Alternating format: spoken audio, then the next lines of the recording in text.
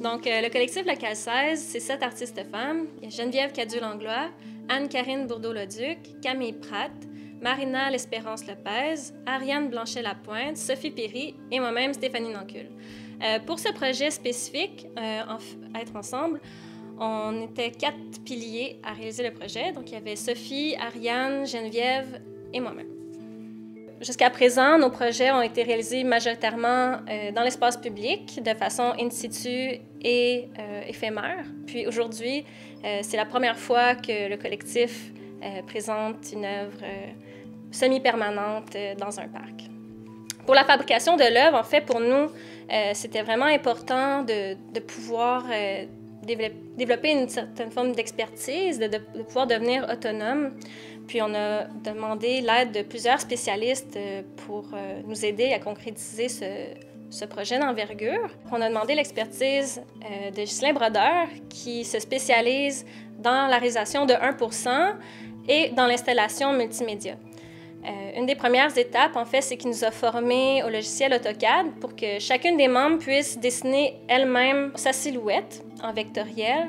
Nous avons également fait appel à François-Xavier Gaudreau, qui, lui, se spécialise en soudure. Donc, c'est vraiment lui qui est venu nous aider pour valider le système d'accrochage, faire les soudures, puis il nous a aidés à installer l'œuvre au parc. L'œuvre représente 4 femmes qui sont en fait les artistes du collectif. Et puis, ces 4 femmes-là s'entraident pour escalader une souche et atteindre sa cime.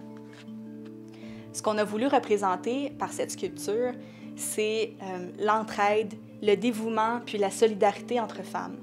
Quand une communauté valorise le potentiel de chaque femme, elle participe au déploiement d'une justice sociale. C'était vraiment un fondement féministe qui était très cher pour nous. On s'était beaucoup inspiré de Simone Monet-Chartrand, la femme de Michel Chartrand, duquel le parc porte son nom. Puis, ce qui nous importait beaucoup, c'était comment être ensemble avait une portée autant politique, sociale, et ça reflétait en fait les valeurs du collectif d'artistes.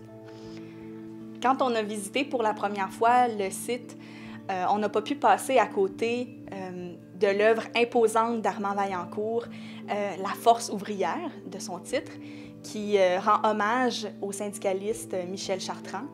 Et puis, l'écho, en fait, que notre projet a avec cette œuvre-là signifie beaucoup pour nous parce qu'on reprend le concept de solidarité syndicaliste pour vraiment l'appliquer dans des principes d'entraide, de soutien dans une communauté. Puis, il y a un certain aspect ludique dans ce qu'on voulait apporter, quelque chose de plus doux, de plus joyeux, qui contraste beaucoup avec la sculpture qui est plus austère et monumentale, en fait.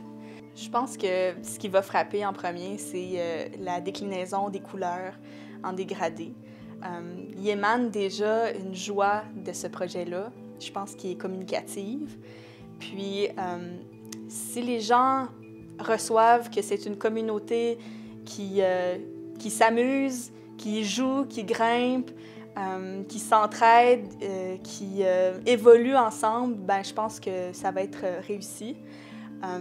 Et puis qui remarque aussi que ce sont tous des silhouettes féminines dans une diversité corporelle.